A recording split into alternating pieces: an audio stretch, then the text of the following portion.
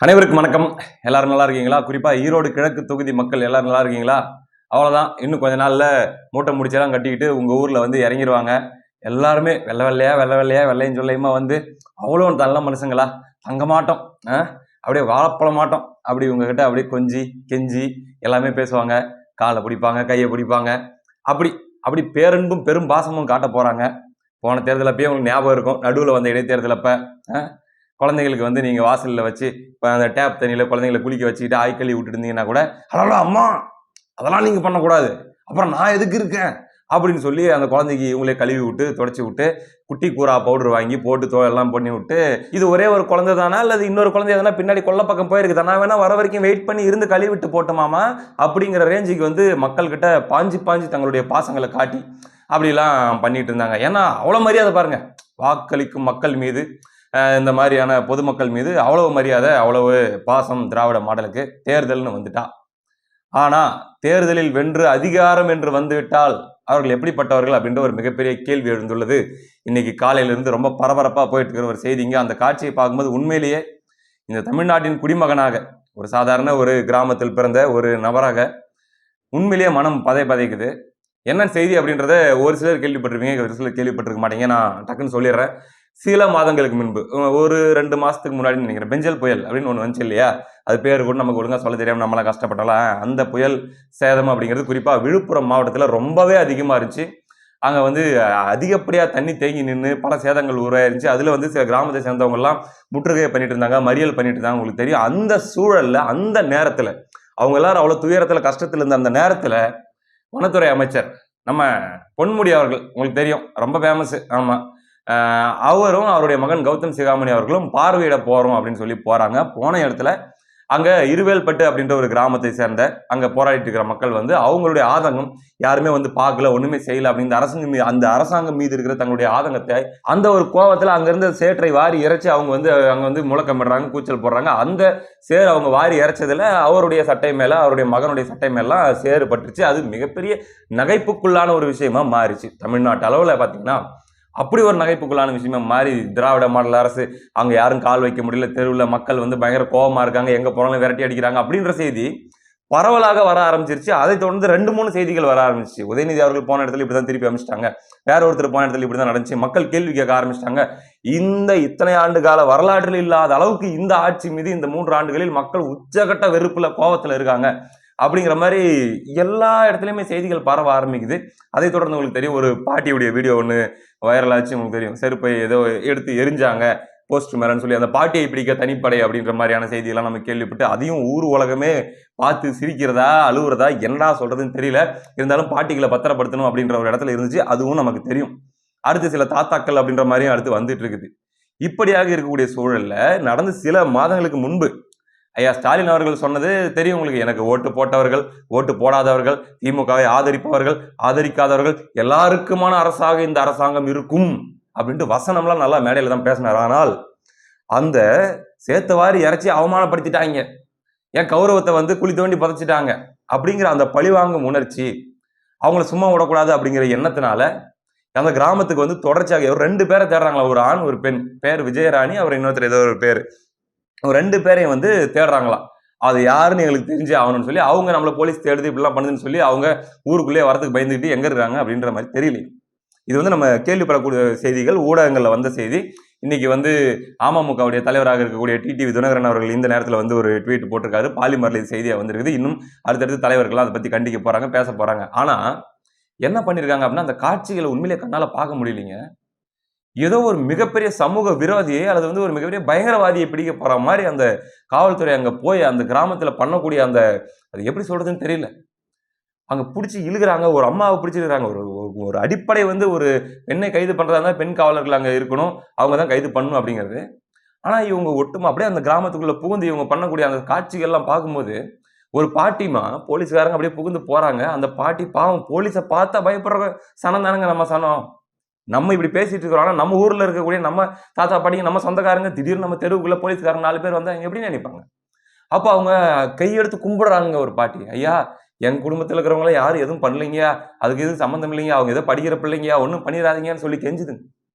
ஒரு அம்மா ரோட்ல அப்படியே படுத்து காலில் உளுந்து கெஞ்சுது, விட்டுருங்க விட்டுருங்க அப்படின்னு சொல்லி கெஞ்சு. அதை தாண்டி இப்படி வந்து போலீஸ்காரங்க தொடர்ச்சியாக எங்க வந்து டிஸ்டர்ப் பண்ணிட்டு இருக்காங்க, எங்களுக்கு அச்சுறுத்தல் கொடுத்துட்டு இருக்காங்க அப்படின்னு சொல்லி அவங்க வந்து ரோட்ல உட்காந்து மறியல் பண்றாங்க. மறியல் பண்ணக்கூடிய மக்களை பிடிச்சி இப்படிதான் அவங்க வந்து கைது பண்ணி கொண்டு போறதுக்காக அதே நம்ம துரத்தி வேட்டையாடுற மாதிரி அந்த காட்சிகளை பார்க்கும்போது இவ்வளவும் எதுக்கியா பண்றாங்க அப்படின்னா அந்த சேற்றை வாரி இறைச்சவங்களை பிடிக்கிறதுக்காக தான் அப்படிங்கிற மாதிரியான செய்திகளை நம்ம கேள்விப்படும் போது அப்படியான குற்றச்சாட்டுகளை அந்த ஊர்க்காரங்க வைக்கிறத நம்ம பார்க்கும்போது மனசு பதறுதுங்க.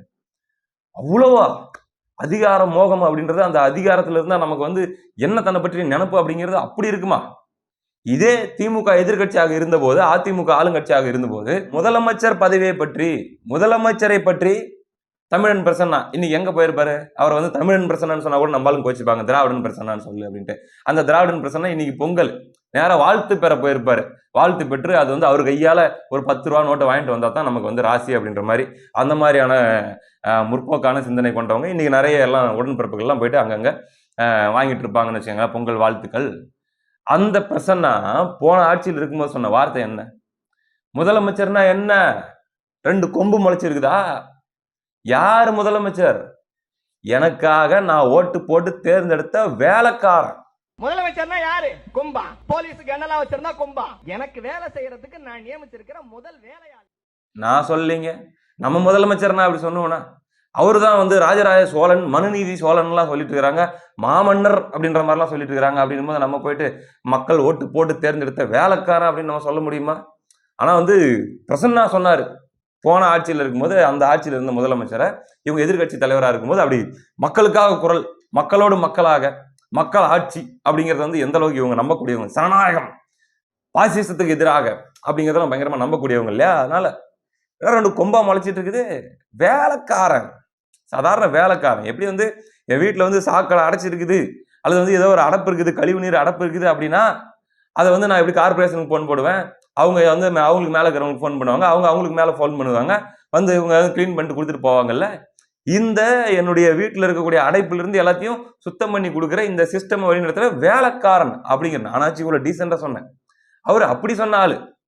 ஆனா இன்னைக்கு மக்கள் நாங்க உங்களுக்கு ஓட்டு போட்டு எங்களுக்கு சேவை செய்யறத தேர்ந்தெடுத்தோம், எங்களுடைய பணத்தை வச்சு, எங்களுடைய வரி பணத்தை வச்சு எங்களுக்கு சேவை செய்யறது தான் உங்களுடைய வேலை. அந்த வேலையை நீங்க சரியா செய்யல, அந்த வேலையில எங்களுக்கு திருப்தி இல்லை, அதனால எங்களுடைய கோபத்தை காட்டுறோம் அப்படின்னா அதே திமுக என்ன பண்ணுது? எந்த ஜில்லாவுக்கு போனாலும் உன்னை விட மாட்டேன் அப்படின்னு சொல்லி தேடி தேடி கைது பண்ணுதா அப்படிங்கிற ஒரு கேள்வி இந்த இடத்துல எழுதா இல்லையா? இப்ப பேசுங்க பார்க்கலாம். அந்த ஜனநாயகவாதிகள் எல்லாம் முதலமைச்சர்னா என்ன, அமைச்சர்னா என்ன, 2 கொம்பா முளைச்சிருக்குது, வேலைக்காரன் அப்படின்னு இன்னைக்கு பேசுங்க பார்க்கலாம். ஒருத்தன் வாய் திறக்க மாட்டான். ஏய் அவரு கடவுள்ரா, ஏய் அவரு மன்னர்ரா, அவரை பத்தி ஒரு முதலமைச்சரையே அப்படிங்கிற மாதிரி முதலமைச்சரையே சொல்லலாமா, ஒரு அமைச்சரையே சொல்லலாமா, ஒரு எம்எல்ஏவையே இப்படி பேசலாமா? இன்னைக்கு அதே வாய்கள் தான். அதுக்காக என்ன 3 வருஷத்துல இவங்க வாயா மாறி போச்சு. அதே வாய், அதே மூக்கு, வாய், காது, பல்லு, நாக்கு எல்லாம் அதே தான், அங்கேயே தான் இருக்குது. அது கர்மம் அதே தான் இன்னைக்கு இப்படி பேசுது.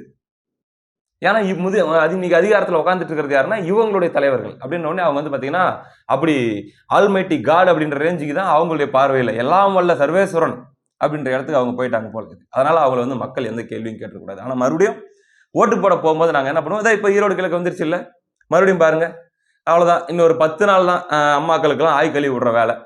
இன்னொரு 10 நாள் ஆயிடுச்சுன்னா இறங்கிடுவாங்கல்ல. அதுக்கப்புறம் ஒன்றும் பிரச்சனை இல்லை. அடுத்த ஒரு 10-15 நாளைக்கு போயிட்டு நம்ம பிள்ளைங்க வந்து வரிசையாக உட்காந்துக்கிட்டாங்கன்னா வந்து இவங்க கழுவி விட்டு போயிட்டே இருப்பாங்கன்னு வச்சுக்கோங்களேன். ஓட்டு கேட்க போறோம்ல. அதனால மக்கள் பார்த்து புரிஞ்சிக்க வேண்டியதெல்லாம் ஒன்னே ஒண்ணுதாங்க. எதிர்கட்சியா இருக்கும்போது இவங்க எப்படி இருக்கிறாங்க, ஓட்டு கேட்க வரும்போது எப்படி இருக்கிறாங்க, ஆளுங்கட்சியா மாறினவொன்னு எப்படி மாறுறாங்க, மறுபடியும் ஓட்டு கேட்க வரும்போது எப்படி வராங்க. இந்த ஒப்பீடுகளை நீங்க ஒன்னொன்னா பார்த்தீங்கனாலே உங்களுக்கு அவங்களை எப்படி வைக்கணும், அவங்களை எப்படி பார்க்கணும், அது யாரா வேணா எந்த கட்சியை சார்ந்தவங்க இருந்துட்டு போட்டுங்க.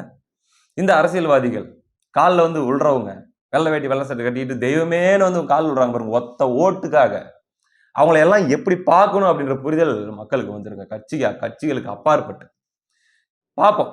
இது இன்னும் எத்தனை காலத்துக்கு தொடருது அப்படின்ட்டு என்ன பயம் அப்படின்னா, ஏன் இந்த பார்ட்டியை டார்கெட் பண்றாங்க, இப்படி வந்து சேற்றை வாரி இறைச்சவங்களை டார்கெட் பண்றாங்க அப்படின்னா இது எதிரொலிக்குது இல்லை. இப்போ வந்து இவங்க அடுத்து பரப்புரைக்கு வேற போகணும் இல்லை, எதுக்கு, ஈரோடு கிழக்குக்கு. இப்ப அங்க வந்து மக்கள் என்ன கோபத்தில் இருக்காங்களோ தெரியல, அங்க பரப்புரைக்கு போற இடத்துல இந்த மாதிரி ஏதாச்சும் பண்ணிட்டாங்கன்னா, கேள்வி கேட்டாங்கன்னா, அப்ப முன்கூட்டியே ஒரு ட்ரெய்லரை காட்டி வச்சிட்டோம்னா, ஓ நம்ம ஏதாச்சும் கேள்வி கேட்டோம்னா இல்லை வந்து ஏதாச்சும் எதிர்ப்பு தெரிவித்தோம்னா பெரிய பெரிய தலைகள் வரும்போது நம்மளை இந்த மாதிரி தான் பண்ணிடுவாங்களோ, இது ஒரு நம்ம பார்த்து நம்ம அலர்ட் ஆகிக்கணும் அப்படின்றது இப்போ ஒரு ட்ரெய்லர் காட்டி வைக்கிறாங்க பழகுது. அப்போ என்னது, நாங்கள் ஓட்டு கேட்க வருவோம், எங்கள் பர்ஃபார்மன்ஸை போடுவோம், போட்டுட்டு நாங்கள் கிளம்புவோம், நீங்கள் பாட்டுக்கு அப்படியே நின்றுக்கிட்டு அப்படியே வேடிக்கை பார்த்துட்டு ஓட்டு போட்டு போயிடணும், அவ்வளோதான். அதான் உங்கள் ரேஞ்சு, மக்களாகி உங்களுடைய ரேஞ்ச் அதுதான் அப்படின்னு தான் அவங்க சொல்ல வராங்க போல இருக்கு. என்னத்த சொல்றதுன்னு தெரியலைங்க. அடுத்த காணொலியில் சந்திப்போம். நன்றி.